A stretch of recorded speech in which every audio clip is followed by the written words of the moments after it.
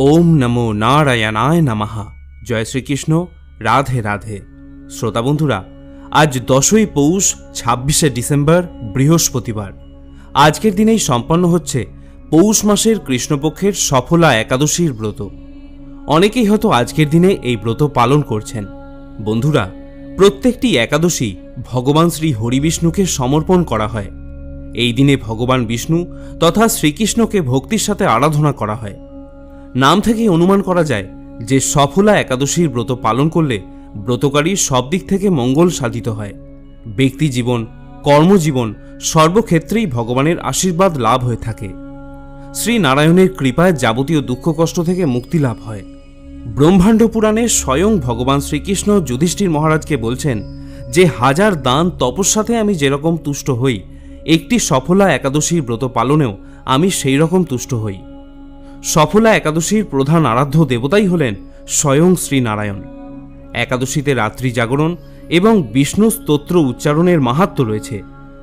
আজ এই ভিডিওতে আমরা শুনব সফলা একাদশীর ব্রত কথা এবং ভিডিও শেষে এই ব্রতের পারণ ক্রিয়া, পারণ মন্ত্র এবং অন্যান্য কিছু গুরুত্বপূর্ণ তথ্যও তুলে ধরব।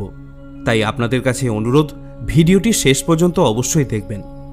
পদ্মপুরাণ এবং ব্রহ্মাণ্ড পুরাণ থেকে আমরা জানতে পারি যে ভগবান শ্রীকৃষ্ণ যুধিষ্ঠিরকে জানিয়েছিলেন সফলা একাদশীর প্রধান আরাধ্য দেবতা হলেন স্বয়ং নারায়ণ। যে ভক্ত মনে ভক্তি নিয়ে সফলা একাদশী পালন করে তার সমস্ত মনস্কামনা পূর্ণ হয়, জীবনে সুখ সমৃদ্ধির আগমন ঘটে। যদি কোনো কারণে আজকের দিনে আপনি এই ব্রত পালন করতে নাও পারেন, কেবলমাত্র এই সফলা একাদশীর ব্রত মাহাত্ম্যটি শ্রবণ করে ভগবান শ্রী হরিবিষ্ণু এবং মা লক্ষ্মীর উদ্দেশ্যে একটি তেলের বা ঘিয়ের প্রদীপ অবশ্যই প্রজ্বলন করবেন। মনে করা হয় এটি করলেও ব্রতের পূর্ণ ফল অনেকাংশেই লাভ করা যায়। তাহলে শুরু করছি পৌষ মাসের কৃষ্ণপক্ষের এবং বছরের সর্বশেষ একাদশী সফলা একাদশীর ব্রত কথা। জয় শ্রীকৃষ্ণ। রাধে রাধে। পৌষ মাসের কৃষ্ণপক্ষের একাদশীর নাম সফলা। ব্রহ্মাণ্ড পুরাণে যুধিষ্ঠির শ্রীকৃষ্ণ সংবাদে এই তিথির মাহাত্ম্য বর্ণনা করা হয়েছে। যুধিষ্ঠির মহারাজ জিজ্ঞাসা করলেন, হে প্রভু, পৌষ মাসের কৃষ্ণপক্ষিয়া একাদশীর নাম, বিধি এবং পূজ্য দেবতা সম্পর্কে আমার কৌতূহল নিবারণ করুন। শ্রীকৃষ্ণ বললেন, হে মহারাজ, আপনার প্রতি স্নেহবশত সেই ব্রত কথার বিষয়ে বলছি। এই ব্রত আমাকে যেমন সন্তুষ্ট করে, বহু দান দক্ষিণাযুক্ত যজ্ঞাদি দ্বারাও আমি সেরকম সন্তুষ্ট হই না। তাই যত্ন সহকারে এই ব্রত পালন করা অবশ্য কর্তব্য। পৌষ মাসের কৃষ্ণপক্ষিয়া একাদশীর নাম সফলা। নাগদের মধ্যে যেমন শেষ নাগ, পক্ষীদের মধ্যে গরুড়, মানুষের মধ্যে ব্রাহ্মণ, দেবতাদের মধ্যে নারায়ণ সর্বশ্রেষ্ঠ, তেমনি সকল ব্রতের মধ্যে একাদশী হল সর্বশ্রেষ্ঠ। হে রাজন, এই ব্রত পালনকারী আমার অত্যন্ত প্রিয়। তাদের এ জগতে ধনলাভ এবং পরজগতে বৈকুণ্ঠ লাভ হয়। হাজার হাজার বছর তপস্যায় যে ফল লাভ হয় না, একমাত্র সফলা একাদশীতে রাত্রি জাগরণের ফলে তা অনায়াসেই প্রাপ্ত করা যায়। পৌরাণিক কালে চম্পাবতী নামে এক নগর ছিল। সেখানকার রাজা মহিষ্মান খুবই দয়ালু প্রকৃতির রাজা ছিলেন। তার 4 পুত্র সন্তান ছিল। রাজা মহিষ্মানের জ্যেষ্ঠ পুত্রের নাম ছিল লুম্ভক। দুষ্ট ও পাপী ছিল রাজার সেই পুত্র। পরস্ত্রী গমন এবং পতিতালয়ে গিয়ে বাবার ধনসম্পত্তি ব্যয় করত লুম্ভক। দেবতা, ব্রাহ্মণ এবং বৈষ্ণবদের নিন্দা করে সে অত্যন্ত প্রসন্ন হতো। সমস্ত প্রজা তার কুকর্ম দেখে কষ্ট ভোগ করত, কিন্তু তারা চুপচাপ যুবরাজের সমস্ত অত্যাচার সহ্য করে নিতেন, কারণ তিনি ছিলেন রাজার বড় ছেলে। কেউ সাহস করে তাই রাজাকে গিয়ে তার অত্যাচারের কথা জানাতে পারত না। কিন্তু একদিন রাজা মহিষ্মান লুম্ভকের সমস্ত কুকর্মের বিষয় জানতে পারেন। নিজের পুত্রের সম্পর্কে এহেন কথা জেনে রাজা অত্যন্ত ক্ষুব্ধ হন এবং লুম্ভককে নিজের রাজ্য থেকে বের করে দেন। বাবার দ্বারা প্রত্যাখ্যাত হওয়ায় কেউ লুম্ভককে আশ্রয় দিত না। কি করবে, কোথায় যাবে, এই সমস্ত চিন্তাভাবনা তার মাথার মধ্যে ঘুরপাক খেতে শুরু করলো। এমন পরিস্থিতিতে সে ঠিক করল যে রাত্রিবেলা নিজের পিতার রাজ্যে ফিরে গিয়ে চুরি করবে। লুম্ভক দিনের বেলায় রাজ্যের বাইরেই থাকত, কিন্তু রাত্রিবেলা মহিষ্মানের রাজ্যে গিয়ে চুরি ও অন্যান্য কুকর্ম করে বেড়াত। রাতের বেলা সে নগরবাসীদের ওপর অত্যাচার চালাত এবং দিনের বেলা নির্দোষ পশু পাখিদের হত্যা করে তাদের ভক্ষণ করত। এভাবেই একদিন রাজ্যে চুরি করার সময় সে নগর রক্ষকদের কাছে ধরা পড়ে গেল। কিন্তু যখন তারা দেখল যে সেই চোর আর কেউ নয়, রাজার জ্যেষ্ঠ পুত্র, তখন তারা তাকে মুক্তি দিল।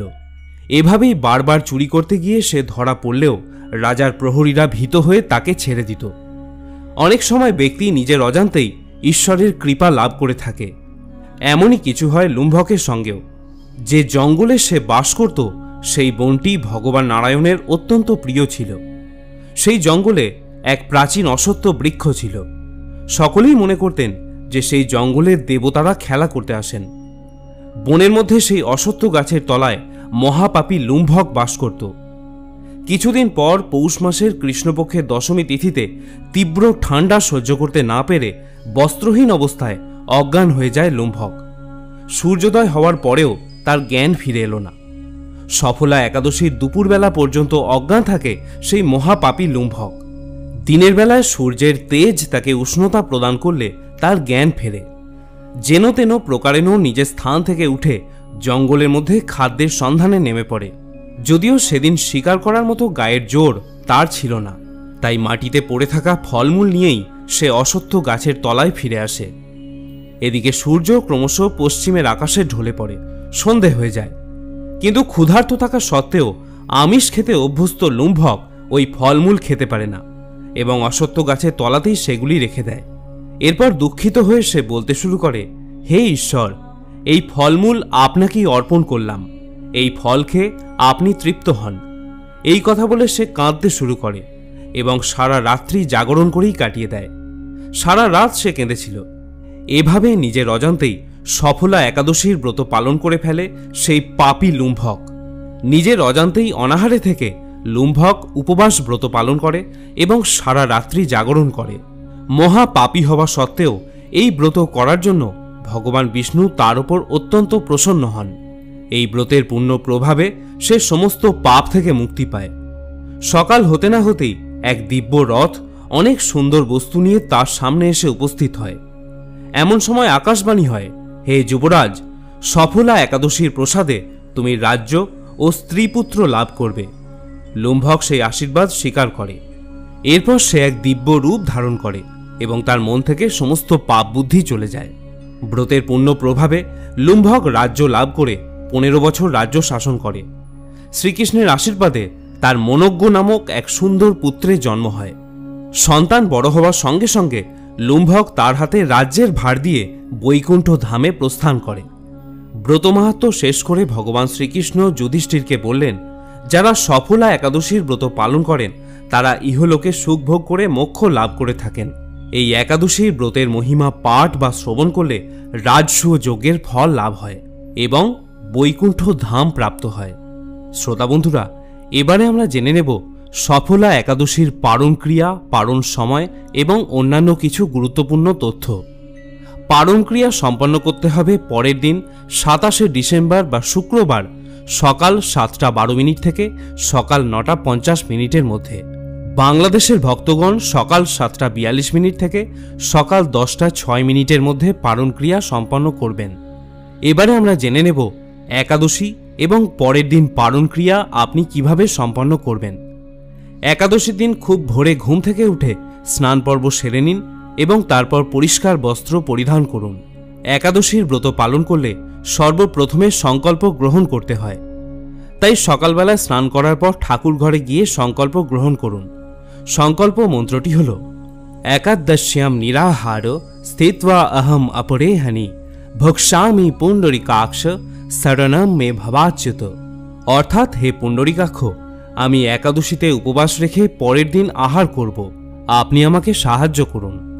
শাস্ত্রমতে দশমীতে একবার আহার এবং একাদশীতে নিরাহার বা উপবাস থাকার বিধান রয়েছে। যদি অসমর্থ হন, শুধুমাত্র একাদশীতে নিরাহার থাকতে হবে। যদি কোনো কারণে তাতেও আপনি অসমর্থ হন, তাহলে পঞ্চ রবিশস্য বাদ দিয়ে যে কোনো ফলমূল, সবজি এবং অনুকল্প প্রসাদ গ্রহণ করতে পারেন। পঞ্চ রবিশস্য অর্থাৎ চাল বা গম জাতীয় কোনো খাবার, ডাল এবং সরিষার তেল ইত্যাদি একাদশীর দিন বর্জন করবেন। একাদশীতে শরীর থেকে রক্তক্ষরণ হওয়া অশুভ, তাই সবজি বা তরিতরকারি কাটার সময় সতর্ক থাকতে হয়। একাদশীর পরদিন পারণের জন্য যে সময় নির্দিষ্ট থাকে তার মধ্যে পারণ ক্রিয়া সম্পন্ন করা কর্তব্য। নতুবা একাদশীর কোনো ফলই লাভ করা যায় না। পারণের সময় পঞ্চ রবিশস্য দিয়ে ভোগ নিবেদন করার পর পারণ মন্ত্র উচ্চারণ করুন এবং সেই ভোগ গ্রহণ করে উপবাস ভঙ্গ করুন। পারণ মন্ত্রটি হল একাদশ্যাম নিরাহার ব্রতে নানে ন কেশব প্রসিদ্ধ সমুখ নাথ জ্ঞান দৃষ্টি প্রদো ভব। অর্থাৎ, হে কেশব, আমি আপনার কৃপা দৃষ্টিতে নিরাহারভাবে একাদশী ব্রত পালন করেছি। কৃপাপূর্বক আমার উপর আপনার করুণাময় জ্ঞান দৃষ্টি প্রদান করুন। এখানে বলে রাখা প্রয়োজন, যদি একাদশীতে ভগবানকে ভোগ নিবেদন করেন তাহলে সেই ভোগে তুলসী পাতা নিবেদন করতে ভুলবেন না। একাদশীর দিন তুলসী মঞ্চে জল দান করুন এবং ভগবানের পাদপদ্মে তুলসী পাতা অবশ্যই নিবেদন করুন। পরিশেষে একটাই কথা বলার, একাদশীর ব্রত পালনের প্রকৃত উদ্দেশ্য কেবলমাত্র উপবাস করা নয়, নিরন্তর শ্রী ভগবানের নাম স্মরণ, মনন এবং শ্রবণ কীর্তনের মাধ্যমে একাদশীর দিন অতিবাহিত করতে হয়। এদিন যে কোনো রকমের পরনিন্দা, মিথ্যা ভাষণ, রাগ এইগুলি বর্জন করুন এবং আনন্দের সাথে একাদশীর ব্রত পালন করতে থাকুন। আজ এখানেই শেষ করছি। যদি ব্রতকথা এবং অন্যান্য তথ্য শুনে আপনি সমৃদ্ধ হন তাহলে ভিডিওটিতে অবশ্যই একটি লাইক করবেন। আর যদি সনাতন বার্তা চ্যানেলে আপনি নতুন ভিডিও দেখে থাকেন তাহলে চ্যানেলটিকে অবশ্যই সাবস্ক্রাইব করে রাখুন। আজকের মতো এ পর্যন্তই। আবার দেখা হবে অন্য আরেকটি ভিডিওতে। ততক্ষণের জন্য ভালো থাকুন, সুস্থ থাকুন। জয় শ্রীকৃষ্ণ।